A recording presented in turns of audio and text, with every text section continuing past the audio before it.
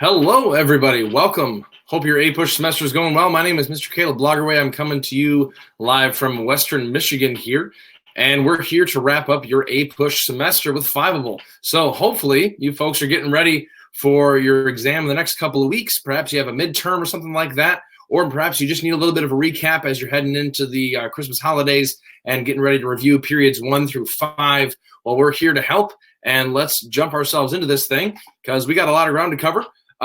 Before we begin, though, first couple of things, making sure everybody's able to hear me and things like that. Couple things to let you know of. One is make use of the chat, of course, on the right-hand side of your screen. That chat is very useful for dialoguing with other people, for asking questions, for asking me questions, for talking to each other. Feel free to use that. Also, if you have a more formal question that you think might be useful for the entire group, feel free to use the ask a question function that's at the bottom of your screen. That would be very useful, especially as we get going and we get to some larger topics. I want to know what you folks need to know and what you need help with. I'm here to help, and I'm here to make sure that your APUSH experience is going well. If you can hear me okay and you're able to participate in the chat here, why don't you throw an emoji into the chat that symbolizes your first semester at APUSH? Feel free to be creative with how that goes. Vicky's already put up a thumbs up, so I'm hoping that means it's going really well for you, Vicky. But feel free to throw in another emoji into the chat with what describes your APUSH experience thus far. Nikki's been super happy. Jackie's doing all right, but maybe sweating a little bit. I'm never really sure exactly what that emoji means, right? And let's see, we got some heads exploding. We got some people that are a little bit frowny faced, some people that are pretty nervous. All sunshine and happiness. Okay, all right, got some sun going on. Fantastic. Well, let's get ourselves started and keep sharing those emojis if you'd like to. It's always fun to see what people come up with. And let me share you my screen there just to make sure that we're all on the same page. All right. So this is covering first semester. Now, people get to first semester in different places, and they end first semester in different places too. So we're going to be covering periods 1 through 5. Perhaps you're not quite done with period 5 yet. Perhaps you've gone into period 6 already. But wherever you are, this is going to be the meat for sure of what we're going to be covering in APUSH. Mostly people, what we need to cover first semester. As Vicky said, Lincoln needs to be dead by Christmas. That's always the APUSH teacher rule of thumb, right? Kill Lincoln by Christmas. He needs to be dead by Christmas. And so, yeah, wherever you are, this hopefully will be a good review. Just to give you a taste of what we're doing here and to make sure that we're knowing where we're going. In this stream, we're going to do 3 things. We're going to do historical thinking skills, which are kind of my specialty, and I really like talking about these because I think that they are the key to sort of hacking your APUSH study experience.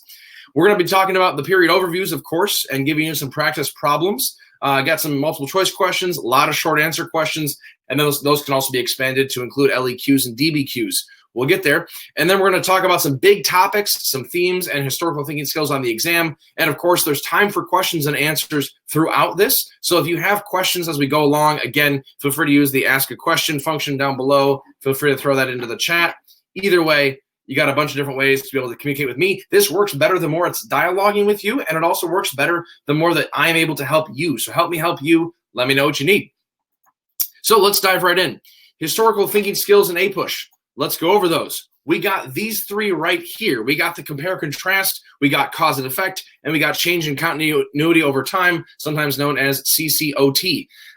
Why are these important? Well, let me just back up 1 second and say there's also a 4th one, contextualization, and that's one that's useful on a lot of different essays, and they'll sometimes ask you questions about that too. Keep that in mind, although these are the main 3 that we're going to be focusing on. Contextualization just has to do with, again, what else is going on during this time period. These 3 are how they organize essays, how they organize questions, and I gave you some graphic organizers right there on the screen there to be able to get some idea of, okay, how does this work visually, right?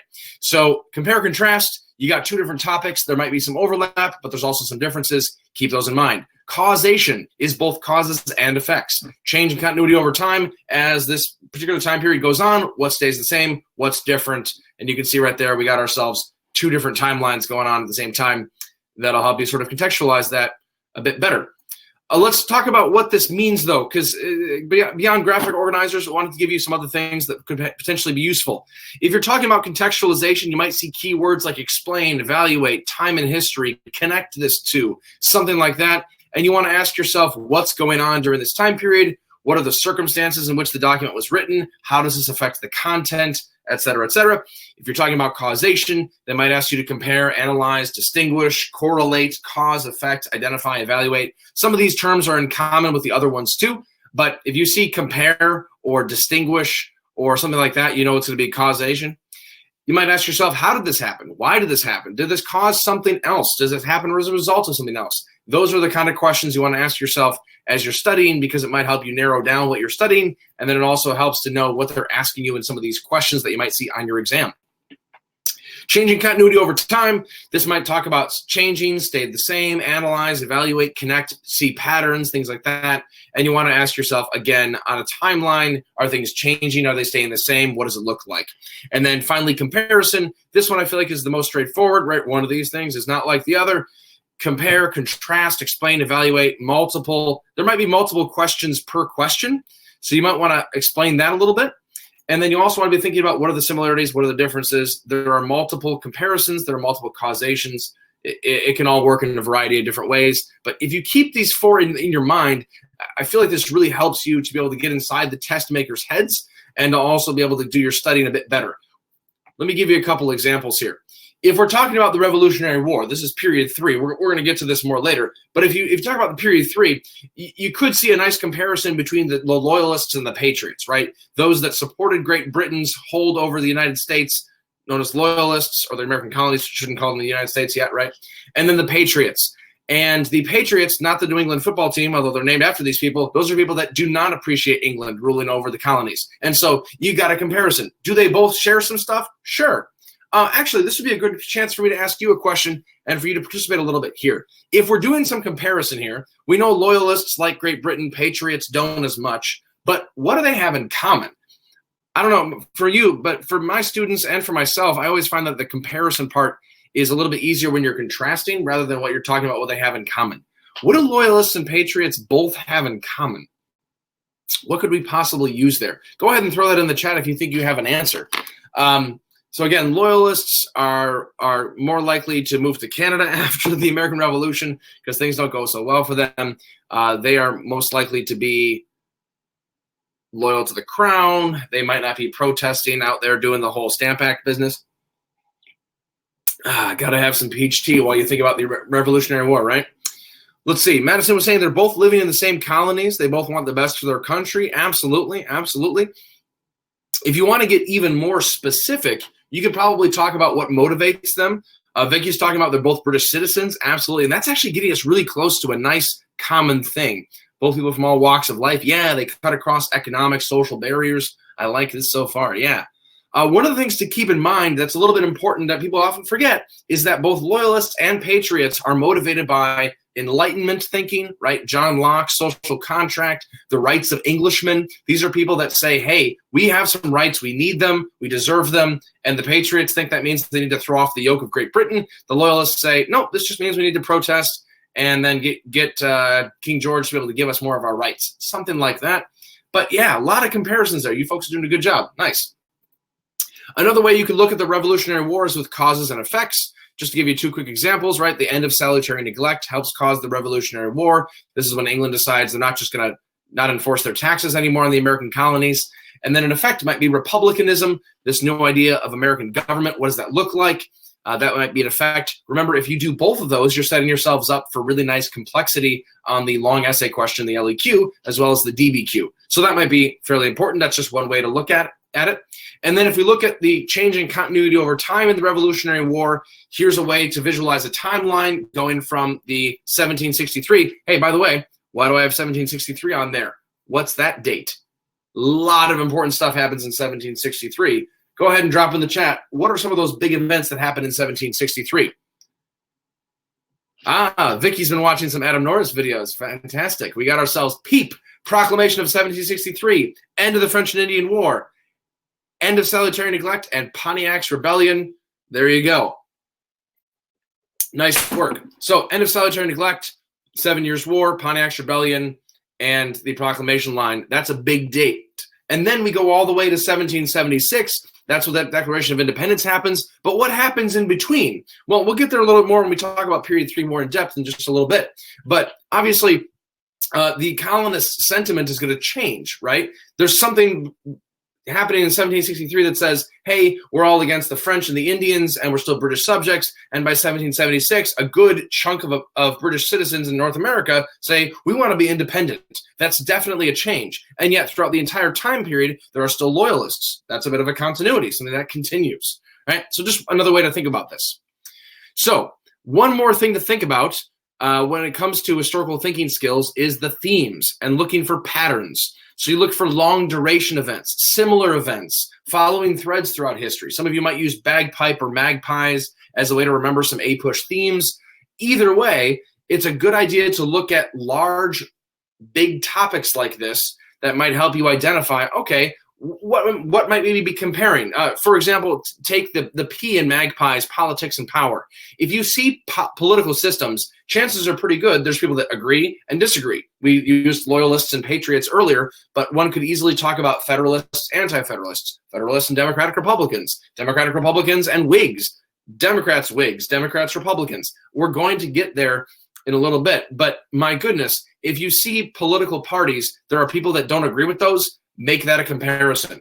If you're talking about migration and settlement, has American migration and settlement changed over time? You bet it has. Have there also been things that stay the same? Absolutely. So again, looking for patterns.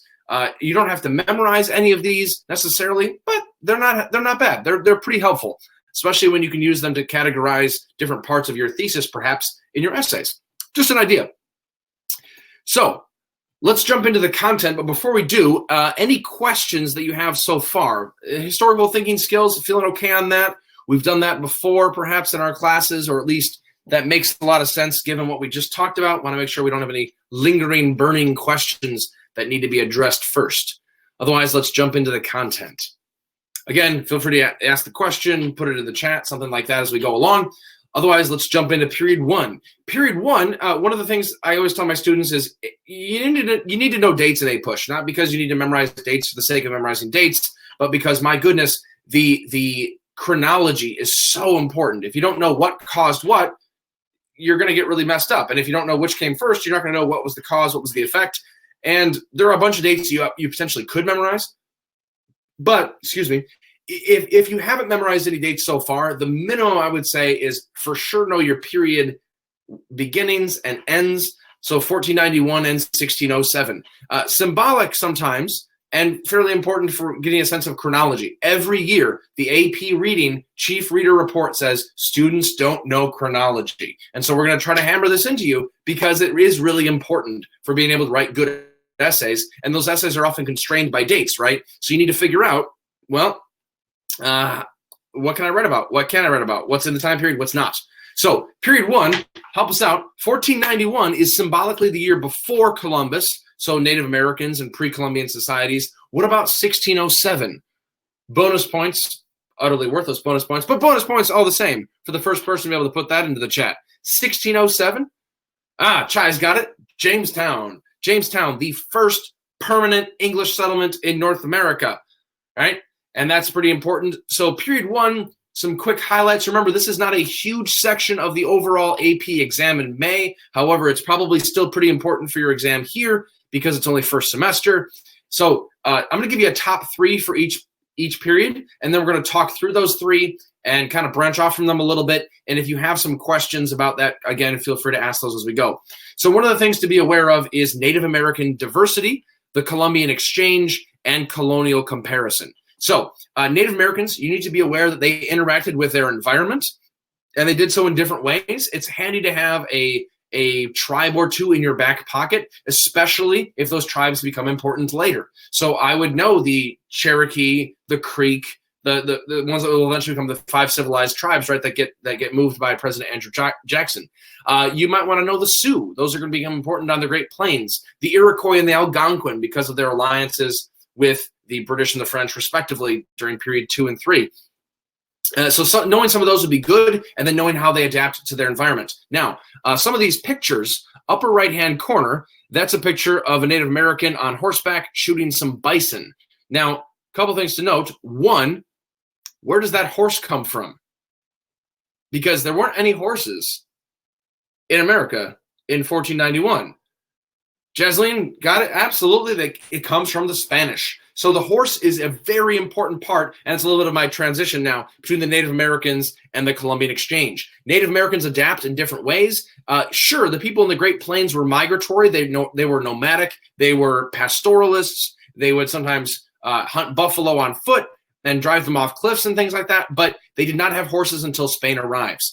Other ones, Three Sisters agriculture, some stuff like that where they grow corn, rice, and they grow corn and squash and beans all together, other things like that, ways that Native Americans adapt to their environment. That's a big question there.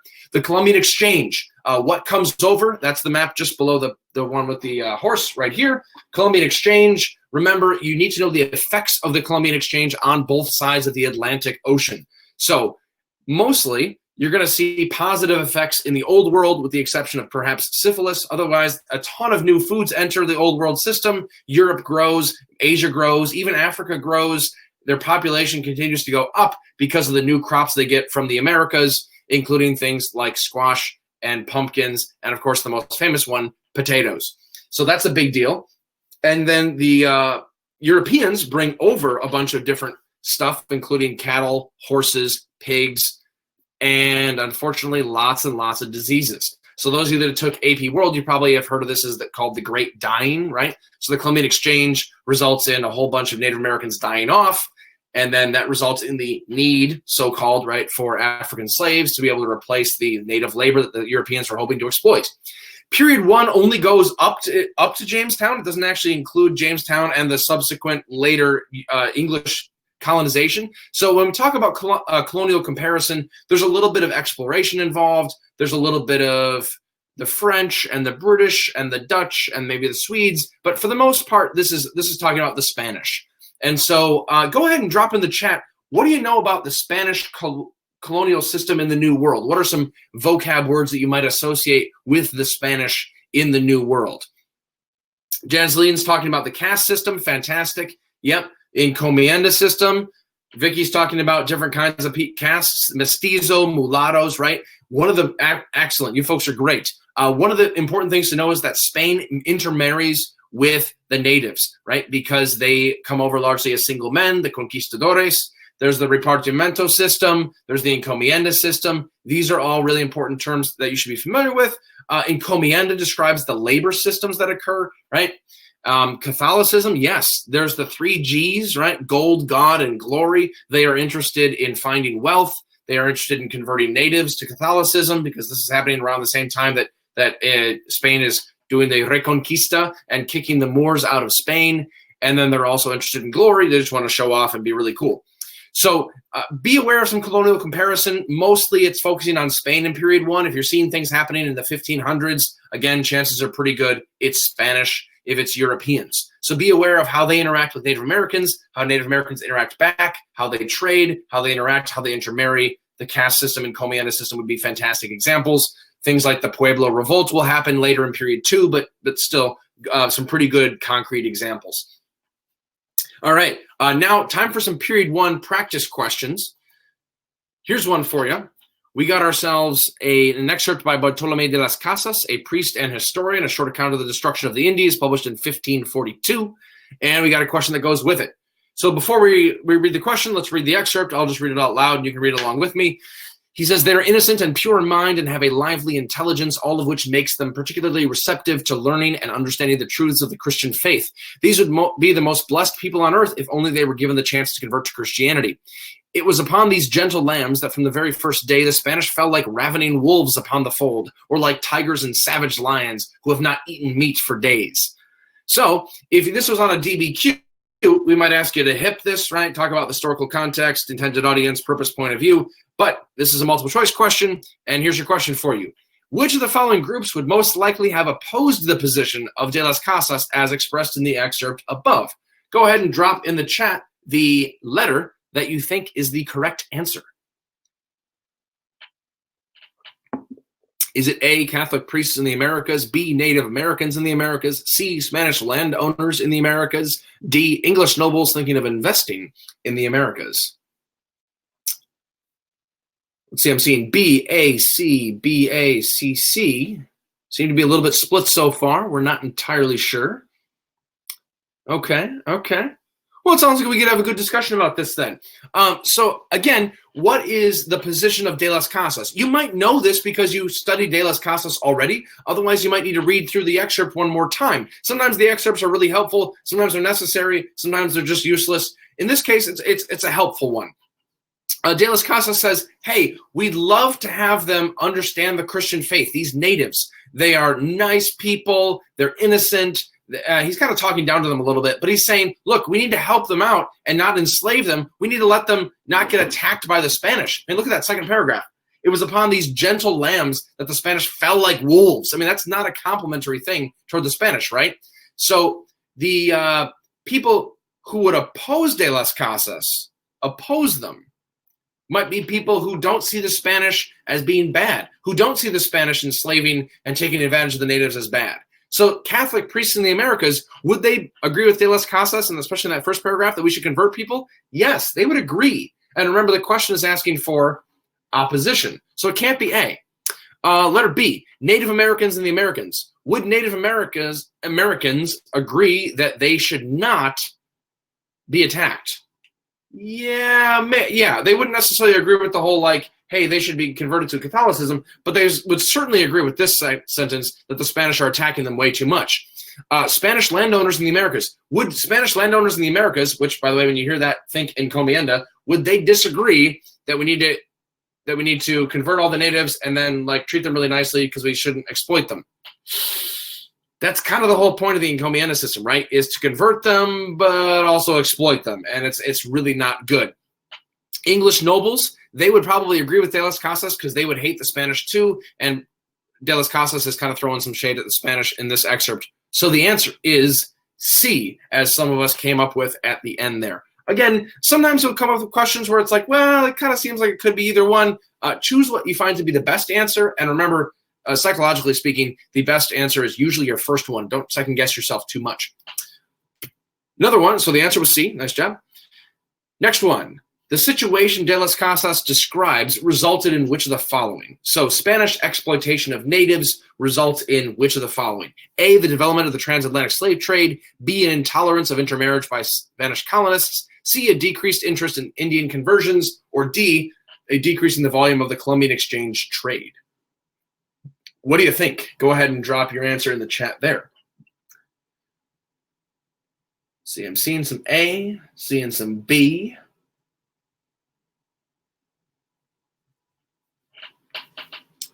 A lot of A so far.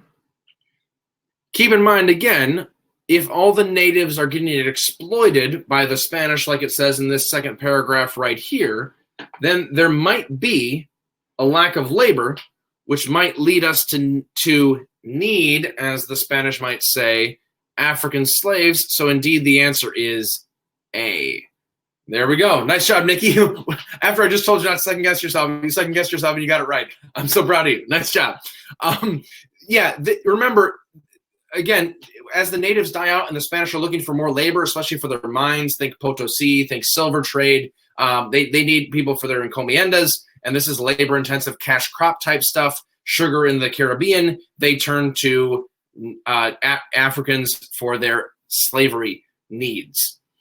All right, last question for this period. The situation that De las Casas describes was made possible by all of the following except. So which doesn't make sense as a cause for why the Spanish are able to take over so much and exploit the native peoples?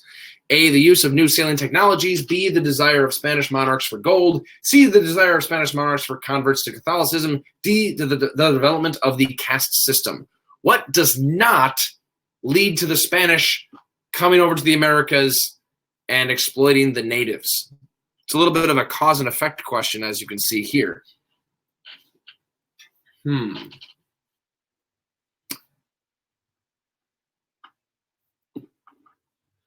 seeing a lot of A. A couple of people say B. Vicky stands out and says D. Interesting. Oh, we got a couple other people saying D as well. Now I'm getting a whole wave of Ds. Oh, my goodness. Yeah, it seems like we're changing our minds, and the consensus is going toward D, and that is the correct answer. Yes. Keep in mind, this is reversing the cause and effect paradigm. New sailing technologies are such as the astrolabe, the compass, the caravel. Those are what enable the Spanish to be able to sail over to the New World either way. And Vicky, nice job. You're the one that started the whole transition. Absolutely. B, they wanted gold. C, they wanted converts to Catholicism. So this is gold, God, and glory. And Ashley, you're saying because they're talking about the caste system, is it referring to the caste system in India? No. There is a caste system in India, right, with Hinduism and things like that, and perhaps you're familiar with that too. But the caste system is sometimes called the casta system, right, in the Americas, and the Spanish caste system, that's the one with the peninsulares at the top and the creoles, then the mulattoes, mestizos, and then the African slaves. So this is the Spanish, the white people born in the New World who are Spanish, intermarrying then, and then having children that are mixed race, so that are African and Spanish and native and Spanish, things like that. So there is a racial caste system in the Spanish New World colonies. Similar to the Indian one in the sense that like it's a hierarchy, and the higher up you are, the better you get treated, etc. But not related to Hinduism or to the Indian subcontinent in any way in this case. The development of the caste system happens because the Spanish come over. It does not cause the Spanish to come over. So the development of the caste system is not made possible by the Spanish coming over. It's a result of it. So it kind of reverses that a little bit. Just for sake of time, we're going to move on here. I got some practice short answer questions. Might be a good idea to self-quiz yourself on some of these things. You couldn't otherwise quiz yourself. So quiz yourself on some of these. Describe one specific motivation for European exploration or colonization of the Americas before 1600. So this might be your gold, God, your glory. This might be talking about the Reformation and a desire for Catholic versus Protestant competition, something like that. B, describe one specific effect of European exploration or colonization on the indigenous peoples of the Americas before 1600. Yikes. This is going to be a lot of death and destruction, but also access to things like horses or cattle or things like that. And then letter C, a specific effect of European exploration or colonization on Europe and Europeans. Again, this is going to be population growth thanks to new crops, access to more gold for the Spanish, et cetera, et cetera. So those are examples of short answer questions that you could see. I could also see any of those expanding into long essay questions or into document-based questions. So you might see, even though you won't exclusively on the May exam see a long essay question that's probably exclusively on period 1, it could be, and you certainly will not see one for the document-based question on period 1 or 2 or 9. But these are some good short answer questions to kind of gauge your understanding, make sure that you can answer with specific evidence, and one way to quiz yourself. Any questions on period 1 that I can answer so far? I'm going to keep going into period 2 just for sake of time. But if you have questions, again, feel free to drop those into the ask a question function at the bottom, put them into the chat as needed. Period 2 goes 1607, again, founding of Jamestown, into 1754. Remember, that is the start of the 7 Years' War. It's the time when we start to see the shift away from colonial comparison and competition to largely just the British that are here. So what do we got? What are our top 3? Our top 3 are diverse European countries and colonies, intra-European conflict and conflict with Native Americans plus Africans, and then British colonial diversity and similarities. So this is when we start to talk about, well, compare the motives for the French versus the Dutch. Oh, they're both interested in fur, but the Dutch are more interested in trade. The French come over in small numbers. They settle in Canada. The Dutch settle in New York, modern-day New York anyway, New Amsterdam back then. And then we really start to focus on the British colonies in North America. British colonies in North America, this is where we start to get the Chesapeake colonies versus the New England colonies. We start to get the Puritans, the Pilgrims, the slave trade, the conflicts, the Metacoms War, King Philip's War, the Anglo-Powhatan War. We have all sorts of conflicts between the Europeans and the natives as the Europeans grow in number and grow in desire for land and resources. You also get, if you can see this map right here, the yellow is Spain.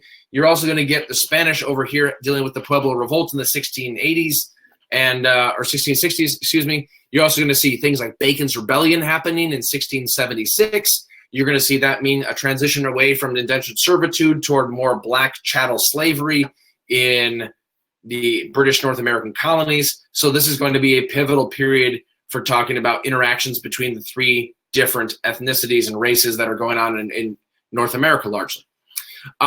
Again, we're not going to spend as much time on this as we did on period 1 because I don't have a bunch of multiple choice questions, but I want to make sure that you have a chance to ask some questions if you need to. I also have some short answer questions that we can go through. Period 2, again, is going to be talking about these 3 things, And here are some example SAQs that you could go to sort of quiz yourself on this. So describe one specific difference between the French and the English motivations for colonizing the Americas between 1492 and 1700.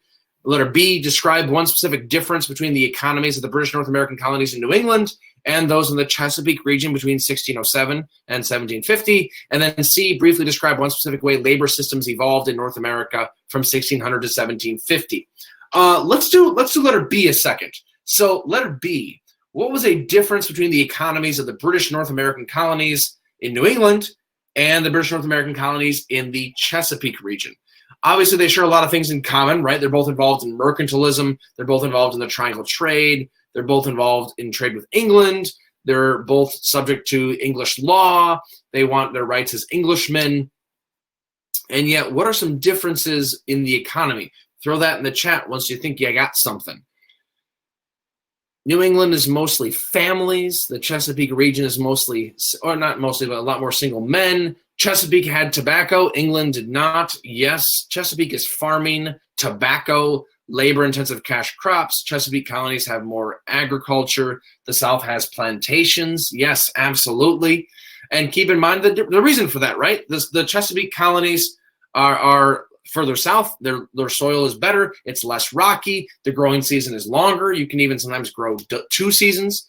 New England is involved in mercantilism. It's more trading and shipbuilding.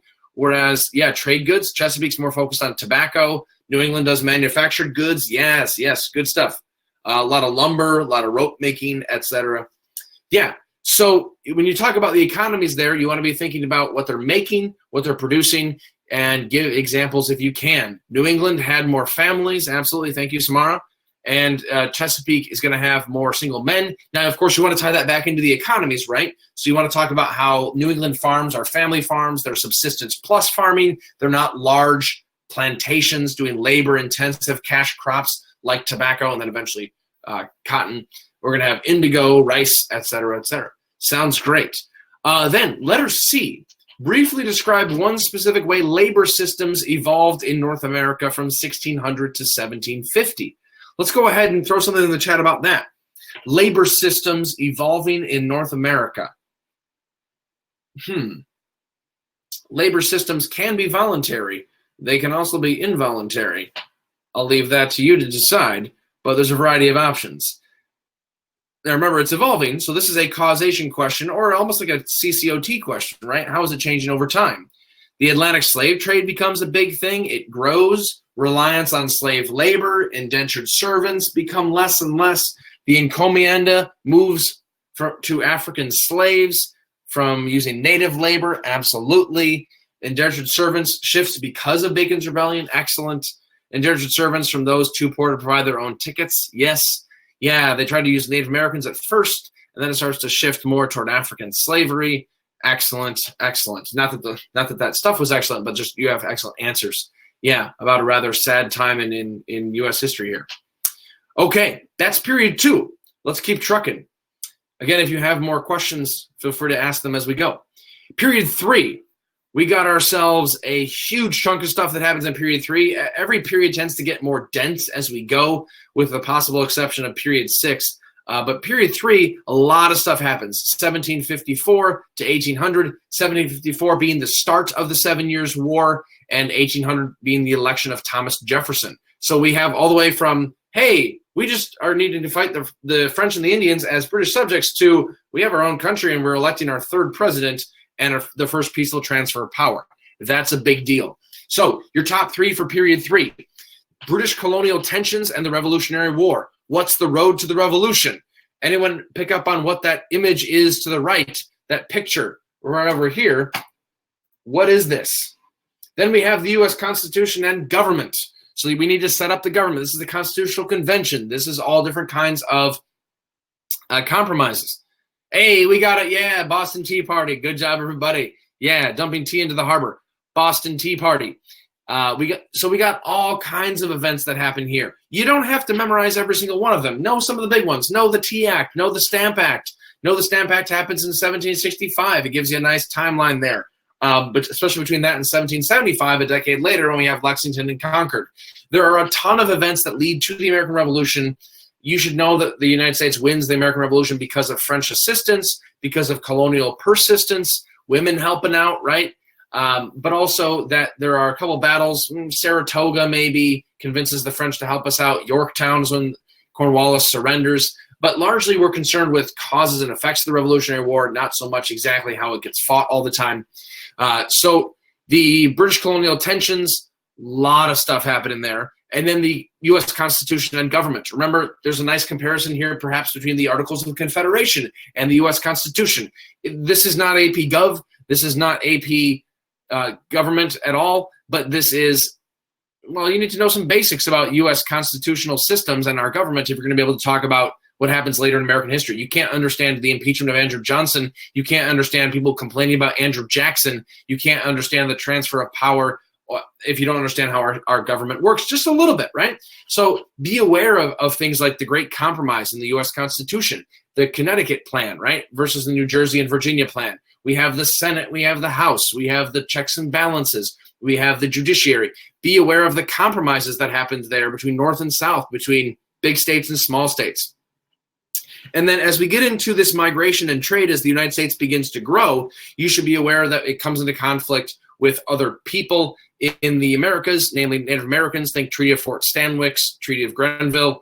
And then we also have problems with trade overseas. So George Washington's first administration, John Adams is second, and they both are going to have to deal with, okay, there's this French Revolution going on. We want to trade with the French. We want to trade with the British. How do we do both? Washington's neutrality proclamation famously happens. John Adams presides over the quasi-war with France. The XYZ affair, Citizen Genet, happens earlier. I mean, my goodness, there's a lot of tensions related to the French and related to the British during this time period besides just the old Revolutionary War.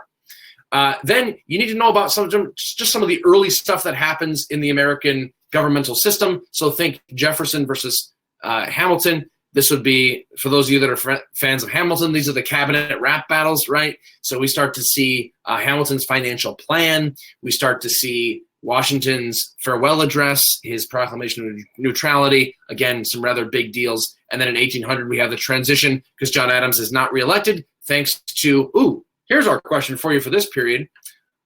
Yeah, your APUSH teacher played those for you. But did they rap them? I will just say that I did rap them for my students and got to perform them with some other students that really liked those cabinet rap battles. Ultimate APUSH nerd moment, I know. But, you can't resist. It's just too good. Use the Hamilton instrumentals as your karaoke track and then just rip into it. Of course, it's fantastic. Changing a few of the lyrics here and there, make it school appropriate. Unfortunately, Nikki says your teacher does not rap. I don't rap either, except for Hamilton. That's my one exception. All right, so I lost my train of thought because I was distracted by Hamilton and thoughts of rapping. Sorry about that. Let's see. She wants to make TikTok videos in the near future. Oh, fantastic. All right, she's getting into TikTok. All right. So period 3 is really important. Oh, I remember what I was going to say here. Why does John Adams not get reelected? There's something that happens during the quasi-war that makes people really, really ticked off about the Federalists, and thus they do not reelect John Adams, and Thomas Jefferson gets elected in 1800 instead. Go ahead and throw it in the chat. Again, bonus points for those of you that can get this first. It's not the XYZ affair. That's a good guess. Ah, yes, you got it. Alien and Sedition Acts. Nice job. Yeah, the Alien and Sedition Acts are the ones that say, not only are we worried about French people coming in and voting in our elections, and there's some xenophobia going on there with immigration, but also you're not allowed to speak bad. It limits free speech. And then it says that you can't criticize the government. And this seems really, really way too far. All right, well, next bonus question, since you folks are so smart, let's challenge you a little bit here. What are the two things authored by Jefferson and Madison that oppose the Alien and Sedition Act? What are the things that say, you can't do that, it's unconstitutional? Jack's got it. The Virginia and Kentucky resolutions. Fantastic. Oh, man. The typo there is because you were typing so fast to be first, right? My goodness. I'm so proud of you folks. You knew that. Yeah. Kentucky and Virginia resolutions, this is part of a long-standing American tradition now of having states arguing about states' rights, perhaps nullification. Those will come again later in period 4 with Andrew Jackson.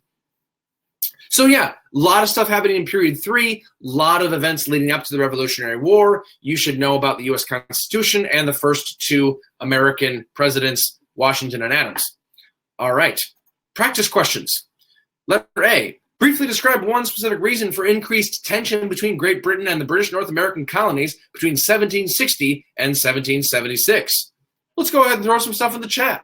What options do we have? 1776 is all the way into the Revolutionary War itself, so we got a lot of options. In fact, there might even be one really obvious answer in 1776. I say really obvious, not to shame you at all, but to say the answer might be common sense. Ha ha.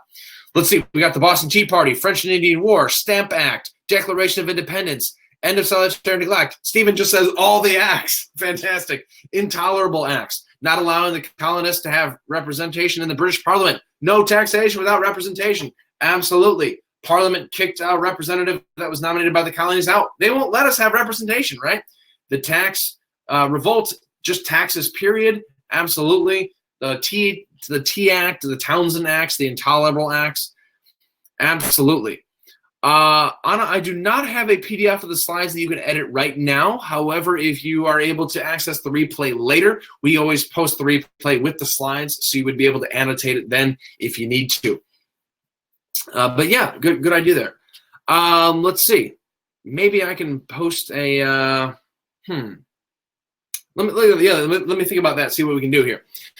So a reason for increased tension, all of the acts. That's a really good way to go about it. You folks know a whole bunch of things. That's great. Letter B, a specific difference between the government set up by the Articles of Confederation and the government set up by the U.S. Constitution. By the way, notice that letter A was a causation question. Letter B is a comparison question. And then letter C is a change in continuity over time question. Turns out that those historical thinking skills can be useful for thinking about and structuring questions. That's how the College Board structures their questions. That's why we wrote them like this. Yeah, so letter B, let's see, taxing the states or colonies. Yeah, Articles of Confederation can't tax directly, U.S. Constitution can. Stronger federal government, the Constitution. Articles of Confederation can't raise funds. Articles are not stable. State representation is equal in the Articles. Every state gets one vote. U.S. Constitution, we have the Great Compromise. The Constitution has 3 branches. Articles only have 1. Fantastic. You folks are great. Okay. So then, letter C. What's a specific way in which the unity of the United States was tested between 1790 and 1800? Keeping this broad, giving you lots of options. What's something that Americans disagreed about between 1790 and 1800? A lot of options there, but go ahead and throw some of those in the chat. Some of them we haven't mentioned, things like Jay's Treaty, right? Where people start to get actually really angry at George Washington. The Alien and Sedition Acts, absolutely, Samara. Yeah, Alien and Sedition Acts are going to lead to a bunch of people getting really mad at John Adams. Loose versus strict interpretation of the government. Yeah, are you a strict constructionist, a loose constructionist? Hamilton's a loose constructionist. We can make banks out of the Constitution because it's the necessary and proper clause. The French Revolution, should we have the response to the French Revolution? Should we support them? Should we send aid and troops to our French allies, or should we stay out of it? Hamilton reference. Let's see. Slavery, absolutely. There are some people that say, hey, American Revolution, we should end slavery. There's some tensions there. Probably not anything specific that we can think of right now, but there might be some petitions that come up, right? And Ben Franklin and the Quaker petition. Election of 1800, absolutely. It's in the time period, right? Between 1790 and 1800, it includes 1800. Throw in the election of 1800. Who are we going to elect? The Albany Plan of Union. Albany Plan of Union is going to be before 1790. Otherwise, it was a really good option. Yeah, Albany Plan of Union is for the United States during the 7 Years' War. So that's going to be in the 1750s and 60s back then. Yeah, Hamilton versus Jefferson, all of those options, a lot of good ones. All right, let's jump into period 4. Again, if you have questions, I don't want to go too fast, but I also want to be mindful of our time. We still have 2 more periods to go. All right, period 4. Let's talk about this one. We got ourselves changes in democracy, and that's pretty broad. We got ourselves the market revolution and the U.S. expansion.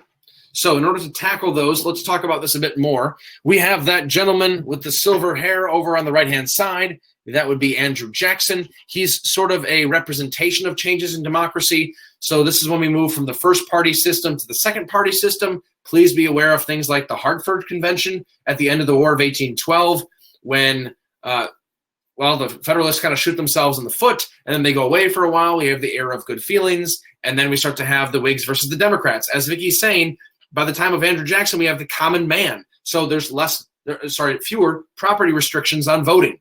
There's more of an opportunity that we have to vote than ever before, as long as you're like me, a white male. So still no voting for black people, still no voting for women, white men suffrage, absolutely.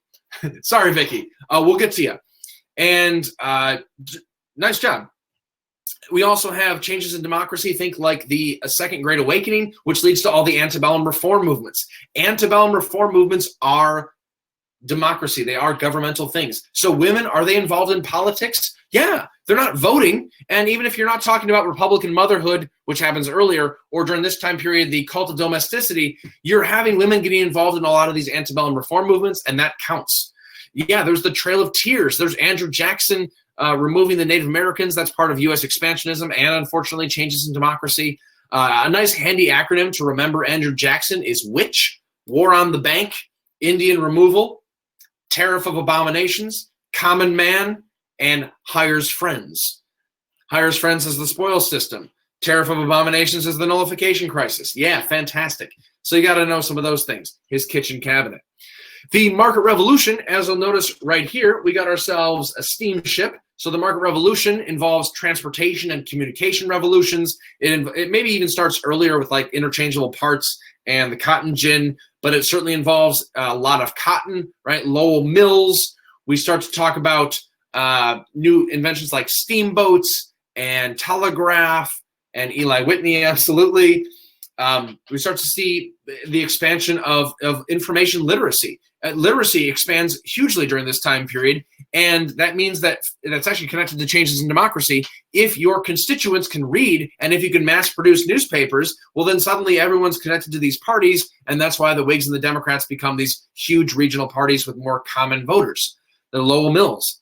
Dana, sorry, which? Let me say that one more time. So which is a nice handy way to remember some Andrew Jackson stuff. War on the Bank is the W. Indian Removal. Tariff of Abominations. Common Man. And Hires Friends. So this is talking about Andrew Jackson does not like the Second Bank of the United States, and then he removes the Cherokee from Georgia. The Tariff of Abominations with the nullification crisis with South Carolina, and how Andrew Jackson likes states' rights sometimes, but he's still a Union man. The Common Man refers to the universal white manhood suffrage movement, where largely more people can vote, and he's seen as a man of the common people. And then Hires Friends, that's the spoils system, as well as his kitchen cabinet a little bit later. Thanks for asking that question. Glad I could touch on that. Yeah, then we get a whole bunch of people that are involved in these antebellum reform movements. So Dorothea Dix, Horace Mann, the Mormons, Joseph Smith, the Shakers. We got people moving out west. This is the time period of Manifest Destiny. Now, personally, I put Manifest Destiny into period 5 because it fits really nicely with the whole idea of a road to the Civil War. So we'll touch on that a little bit later. But it's happening during this time period, right? And Manifest Destiny coined by John L. O'Sullivan in 1845, talking about the annexation of Texas. But U.S. expansion during this time involves the War of 1812. It involves the Embargo Act. It involves the United States moving into the Black Belt region. Notice right here we have a slave plantation down south. People are moving largely from Virginia. The internal slave trade expands after the international slave trade is banned in 1808, and everyone starts to move slaves down south into Alabama, Mississippi, etc. The Second Great Awakening is absolutely a part of period 4. Jasleen, thank you very much. Yeah, that's the part that remember, the Second Great Awakening causes the antebellum reform movements. So there's all sorts of new religion that's happening. And then, of course, as someone already pointed out, nice job, Vicky, this is the Erie Canal going from Albany to Buffalo, connecting the Great Lakes to the Hudson River and thus to New York City. And that is a huge accomplishment. It cuts travel down immensely. So the United States is moving westward. And as the United States moves westward, it begins to be more interconnected as a country, thanks to things like, eventually, railroads, but steamboats, canals, roads, even though Andrew Jackson tries to veto some of those things. So a lot of stuff happening in period 4. And one of the reasons I like period 4, it not only is because I read a fantastic book about this that I recommend to everybody, of course, and that is What Hath God Wrought by Daniel Walker Howe. Huge book, but fantastic. And it's about from the Oxford History of the United States series. And it talks about how all this is connected, right? You can't have, again, changes in democracy without people that can read and without newspapers that can spread a bunch of information. The United States can't expand without the market revolution, and yet The United States also argues about the American Revolution. Should we have the American system? Should we not? Henry Clay wants the American system. Andrew Jackson and the Democrats largely do not. Boats can go upriver, so we can finally start using things like the Hudson River, both directions. We can use the Mississippi River, both directions. And as the U.S. expands, you should be aware of some of these things. We didn't talk about the Northwest Territories that happened earlier, but then we're going to add on to that with things like the Louisiana Purchase in 1803. We're going to see changes in democracy in that same year, thanks to Marbury v. Madison. There are some important Supreme Court cases that we're going to start to talk about here. All right, so that's talking about period 4. Let's see, we have a question that's coming up here. Let me make sure I can get to this. Can we discuss parties, expansionism in the West, and secession during the antebellum system in detail? Whew. Oh boy, there's a lot to answer there. Let's talk about some of that. Sure. So political parties. That's one of those really, really big changes, and there's a ton of them in period 4. But as much as we can, let's do this briefly. Initially, we have Federalists and Anti-Federalists. Those really only exist in the 1780s when we're talking about ratification of the Constitution. Federalists want ratification, Anti-Federalists do not. Then we move into Washington's administration, and we have the Hamilton and Jefferson factions. Hamilton would be a Federalist. Jefferson is a Democratic Republican. They're largely arguing over the proclamation of neutrality, should we help the French, and Hamilton's financial plan with the First Bank of the United States and the whiskey tax and things like that. After John Adams kind of tanks because of the Alien and Sedition Act, Thomas Jefferson takes over, and we don't see another Federalist president, but that's going to continue to last until the War of 1812. War of 1812, largely Federalists in New England don't like it. Democratic Republicans and war hawks out west and down south like it a little bit more. But then they kind of collapse. The Federalist Party collapses because of the Hartford Convention. We have the era of good feelings. And then we start to go more into the second party system after John Quincy Adams and the corrupt bargain election of 1824. Sorry, I'm going a little bit fast here, but again, this is review, so I'm assuming you've learned some of this before, right? 1824 is the start of the second party system, maybe 1828, when we start to get the pro and anti-Jackson parties. So we start to get the National Republicans and the Jacksonian Democrats. National Republicans eventually turn into the Whigs, and the Jacksonian Democrats turn into just Democrats. And they're going to be largely disagreeing over things like the American system, over the strict construction of the United States, over expansion. Democrats do not want internal improvements, but they do like expansion. They tend to be more pro-slavery, and if slavery is not expanding, it's dying. As we talk about expansion and the West, we'll talk about that a little bit more next period there, but and then we'll talk about secession as well. Okay, so that's the parties. We'll get to the third party system with Democrats and Republicans in just a little bit. Thanks for the question. Let me give you a couple of practice questions for period 4. Just for sake of time, we're not going to go over these, but talk about a specific way American democracy changed during this time period. We already talked about that. Antebellum reform movements, more people voting. Briefly describe one specific change to the American economy, so market revolution. And then C, one of the things important to keep in mind in the antebellum era is the sectional tensions. The North and the South tend to get more split over a lot of different things. The North is more involved with the transportation revolution. They tend to be more interconnected, etc. So that's kind of a big deal. Jasleen, the headright system, that's talking about way back in period 2 with the Puritans, and talking. It's kind of like who gets the land back in England, and it's generally speaking the oldest son. And so then the second sons might want to come over, things like that. Yeah, and let's see, we're talking about the end of the Federalist Party, the rise of democracy that's happening during this for letter A. Oh, thanks. Nice job. Good job. Let's keep going on to period 5. I want to make sure we can finish on time for everybody. Period 5, a little bit of an overlap here, 1844 to 1877. Period 4 ended in 1848. That was the Seneca Falls Convention. And that was symbolically the end of the antebellum reform movement. This begins in 1844, symbolically with the election of who? Let's put that in the chat. Who gets elected in 1844? That's going to be important for period 5 and manifest destiny. Thus, that picture in the upper right-hand corner of the United States spreading all over the place. Who gets elected in 1844? One of those. Christine's got it. Yes. James K. Polk. Absolutely. Nice job, everybody. So big 3 for period 5. We got ourselves the road to the American Civil War, the Civil War itself, and the aftermath of the Civil War. Surprise, surprise. It's kind of dominated by the Civil War, right? So the road to the American Civil War, that's going to be westward expansion. That's going to be problems over slavery. That's going to be abolitionism.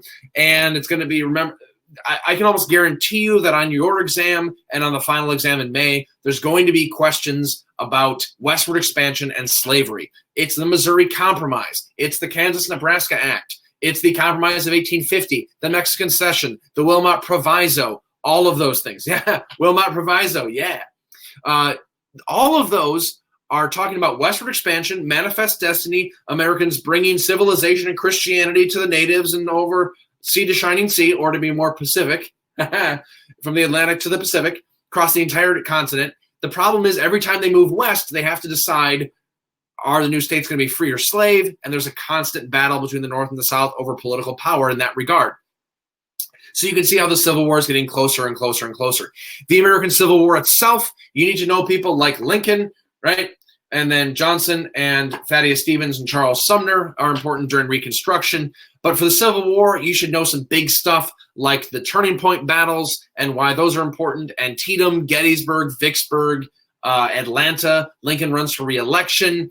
South Carolina secedes in 1860, and then the South fires the first shot in 1861 at Fort Sumter. Lee surrenders at Appomattox Courthouse later. Be aware of some of those things. Yeah, South Carolina secedes when Lincoln gets elected because they're kind of salty about, well, if you read the Declaration of South Carolina secession, they say, we're mad because the North is not enforcing the Constitution. They're not returning our fugitive slaves, right?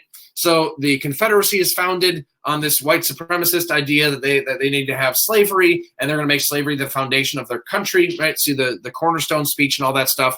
And then Lincoln initially he tries to fight the war for the preservation of the Union, but then the Emancipation Proclamation changes that. We get the 54th Massachusetts and African-American soldiers fighting for the American Civil War for the North. And the movie Glory is a fantastic example of that, Vicky. Yes, yes. And then after the United States wins the Civil War and is able to put down the rebellion, there's the aftermath. There's Reconstruction. Remember, the big questions of Reconstruction are, okay, what do we do with the former Confederates? What do we do with the former slaves? And who gets to decide that? Is it Congress or the president? And that's where we get Johnson's impeachment. We get some really, really big amendments. Hey, let's throw those in the chat. What amendments do we have during Reconstruction that are a big deal? 13, 14, 15. Vicky just types them right in a row. Fantastic. What do those do? 13th Amendment, what does that one do? Let's start there. And remember, all of these amendments, even though they do some good stuff, they also have loopholes. 13th Amendment abolishes slavery, frees the slaves, except for punishment of a crime. So we have convict leasing as a loophole, right? 14th Amendment gives black people and everybody born in the United States, except for Native Americans, citizenship and equality under the law. The problem is the loophole there is going to be black codes, sharecropping, Jim Crow laws eventually after 1877, all of these things that treat African Americans as second-class citizens, even though they're supposed to be the same. The 15th Amendment gives suffrage to all males, right? Gives the former slaves the right to vote, except there's a huge loophole there. Because remember, 15th Amendment doesn't say everybody gets the right to vote. 15th Amendment says you can't stop people from voting because of only these three things. You can't stop people from voting because of race, color, or previous condition of servitude. Anything else goes. So that's when we have the KKK, we have violence at the polls, we have black codes, we eventually will have literacy tests after 1877, literacy tests, grandfather clauses, and poll taxes. Women still don't have the right to vote, absolutely. And the women's rights movement gets really mad at the abolitionists for what they see as a betrayal there. Aftermath of the Civil War, the Compromise of 1877 that ends Reconstruction. Reconstruction had such promise for racial equality, and it was totally squandered. And African Americans were totally screwed over, unfortunately. And why do they eventually give up? Well, we're going to have the North gets tired of it, and the South is continuing to resist. And so Southern intransigence and Northern, well, just getting sick of it all. So that's period 5. Period 5 goes 1844, election of Polk, to 1877, the end of Reconstruction. And those are 33 years, but there's a lot packed into that, absolutely. So some practice questions here. Describe a specific way American democracy changed. A specific way oh, I'm sorry, these are the period 4 ones. I forgot to update these. Well, if we were to update these, let's go back to this one. It might be briefly describe one specific way in which the westward expansion led to the Civil War.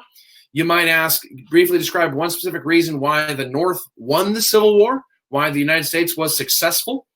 And then C might be briefly describe one specific debate over the aftermath of the Civil War, or one specific way in which African Americans gained rights or lost rights after the Civil War. Those might be some really good ways to answer it. Ashley came up with a fantastic way to remember those. ABC, abolish slavery, born in the United States, get citizenship. C, every male can vote, something like that. Yeah. The way that I always tell my students to remember, eventually, we haven't gotten there yet, to memorize amendments 13 through 19, because you need to know those, are free citizens, sorry, let me start with 13. Free citizens vote to tax senators who drink with women. So free citizens vote to tax senators who drink with women. 18 is prohibition. 19 is women's rights, absolutely. And then when can you drink? In the United States, it's 21. The 21st Amendment is the one that allows us to repeal 18, which is fantastic. So free citizens vote to tax senators who drink with women is 13 through 19. Sorry if that's reversed for you because of the webcam, but that's a nice handy sentence to know, because you got to know 13 through 19 eventually, because the rest of those are in the progressive era. These are the civil rights era. Those are important to know. Yeah, Ashley, thanks for sharing that. That's very helpful. All right.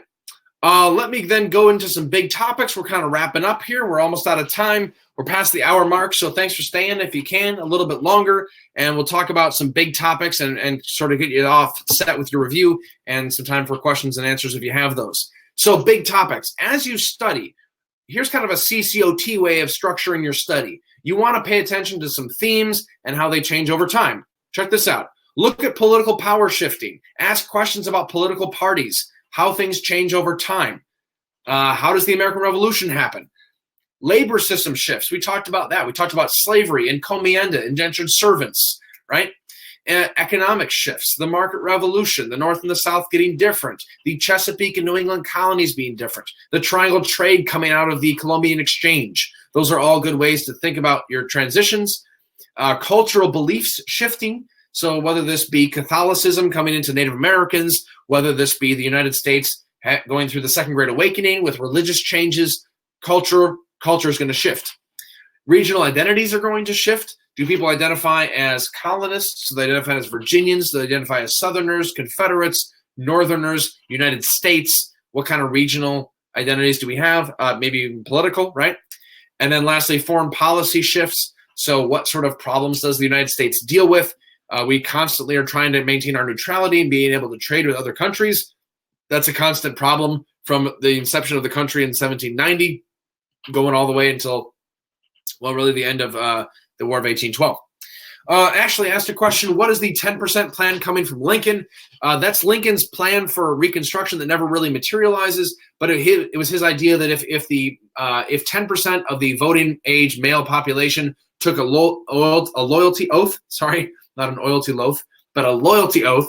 If 10% of those took it, then the state could be readmitted back into the Union. So that's the idea of how do we deal with the former Confederates? 10% of the voters have to say, we promise not to rebel again, and then we're okay.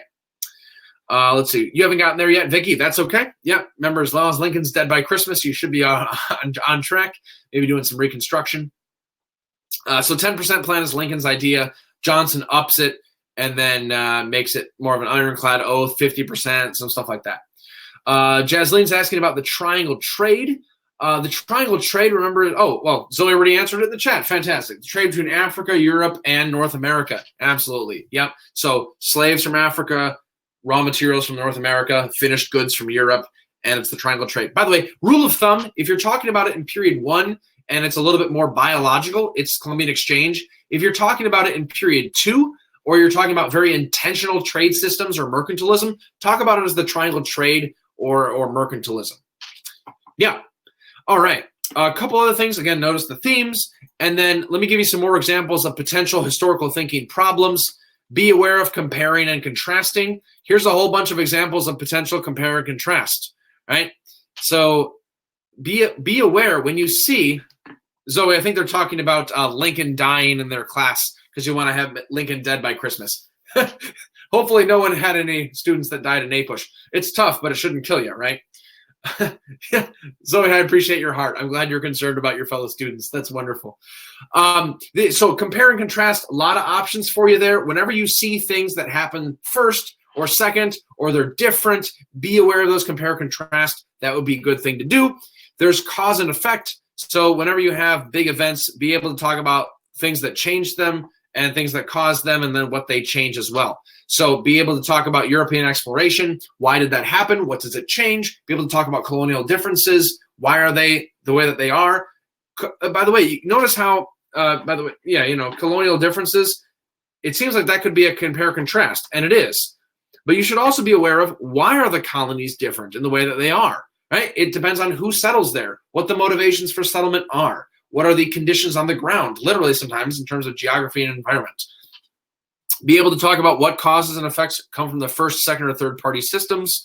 Be able to talk about manifest destiny, market revolution, the Civil War, Reconstruction, why Reconstruction fails, stuff like that. A lot of potential questions there.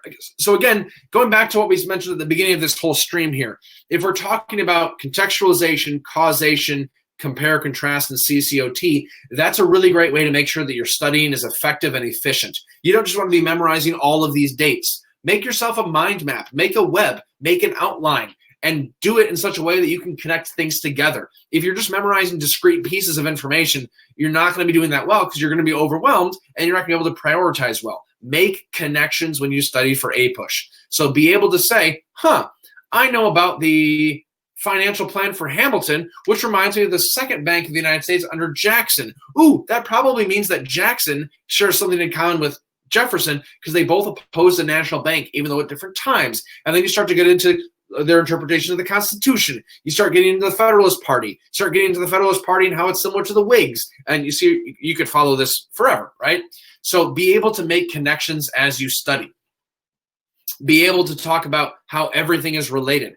If give yourself a random topic, just pick out a vocab word, pick out a term from your chapter or from your notes or from your textbook and say, all right, now let me go back in time and forward in time. Take, for example, let's take the War of 1812. If you go backwards, you get into the Embargo Act and the election of Jefferson and eventually to the American Revolution. If you go forward, you can go, the War of 1812 causes the disintegration of the Federalist Party, leads to the era of good feelings. Also discussions about, wow, we can't move troops around very well, lead to the American system and internal improvements. War of 1812 is going to lead to increased American nationalism and pride going forward. War of 1812 is sometimes called the Second War of Independence. So that could remind you of the Revolutionary War. It's the first war that's declared by the United States. Who declares war? That's Congress. Ooh, now we're talking about constitutional powers. Now you can start talking about the Constitutional Convention. Who supports the War of 1812? Well, it's war hawks. It's Southern Democrats, Western Democrats. Now we're talking about sectional differences and the second party system. Whew, I'm exhausting myself just thinking about that. But again, that's a good way to study. Be able to make connections across space, across time, and make a mind map, even if it's just mentally, but also you could write it down. Hopefully you find that helpful at least a little bit. Vicky, I'm glad you liked that at least a little bit. Fantastic. All right.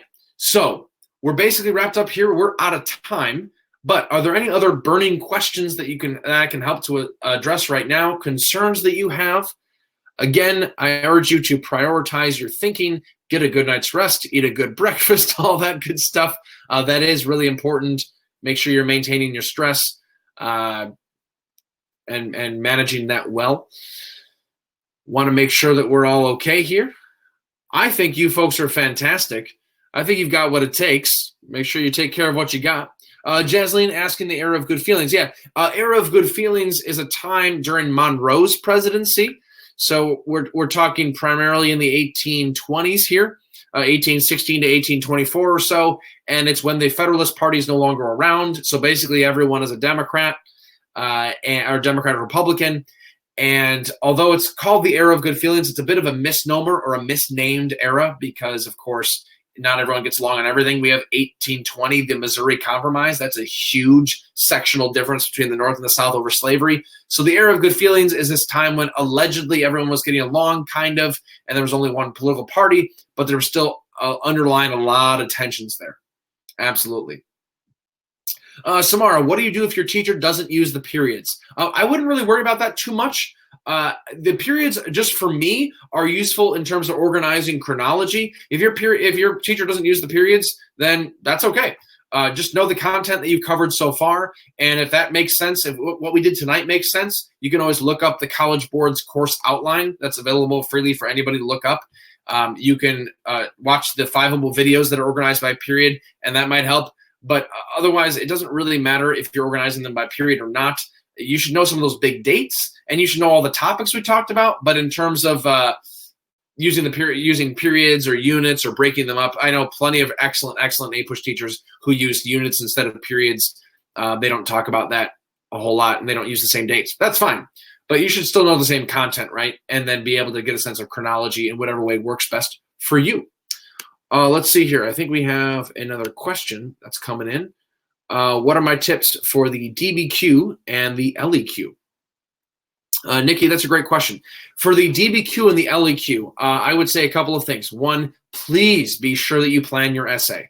Right? This is not a one that goes over this is not a stream that goes over the essays in a lot of depth. But please plan your essays, outline them well. Don't just start writing randomly. If you set yourself up with a really good intro paragraph that has contextualization and a great thesis, especially a complex thesis, then you're setting yourself, first of all, you have 2 points right off the bat, and you're setting yourself up for many more points down the road. Your intro paragraph is the most important paragraph of the entire essay. Spend some time on that. Secondly, for the LEQ and the DBQ, as you use outside evidence, or whenever you talk about anything, always that's historical, always define it, right? Never, it's kind of like a mini short answers. Don't just say the era of good feelings. Say the era of good feelings, which was a time when there was only one political party, even though there were underlying tensions. Then next, tie it back to the question. You've heard of maybe the ACE acronym before for short answer questions. Answer, cite, explain, right? Tell me a vocab word, define what it is, tell me how it answers the question. Well, you should really be acing all of your vocab words in your essays, your DBQs and LEQs, because you need to be able to say, all right, here's my vocab word, here's what it means to show everybody that you know what it is, and here's how it proves my thesis, and that gets you a second point on the DBQ and the LEQ, is not only using evidence that's relevant, but using evidence to prove your thesis, prove your point. That's a big deal. That'd be my number one tip. Never use a vocab word that you don't define and tell me why I should care. The so what, who cares question should be constantly in your mind, and you should constantly be answering that. It's also a great study technique as well. So hopefully that was helpful. All right. Let's see. Zoe, make your first paragraph the best because it's like a first impression, limited time. Absolutely. Absolutely. Yeah. As an AP reader, it's not like I'm forming impressions and then just writing you off after the first paragraph. But if that first paragraph is good, I'm really excited for the rest of your essay. And if the first paragraph is good, chances are the rest of it's going to be great as well. Absolutely. Because you're setting yourself up with a great thesis. You're setting yourself up with a great outline. It should work really well. Okay. Well, we are out of time. Folks, thank you so much for joining us this evening. Hope you're able to join us again. And best of luck as you move into your exams. Hope you have a great holiday season, a great end of your semester. Stay strong. You've got what it takes. You folks are APUSHers. I salute you for challenging yourselves. You're awesome. If you have more questions, feel free to join us on another 501. Don't forget we have a review next week, Thursday, same time, review Game of Fives. Thanks for joining us. Thanks for participating in the chat. You folks have been fantastic. Have a great night.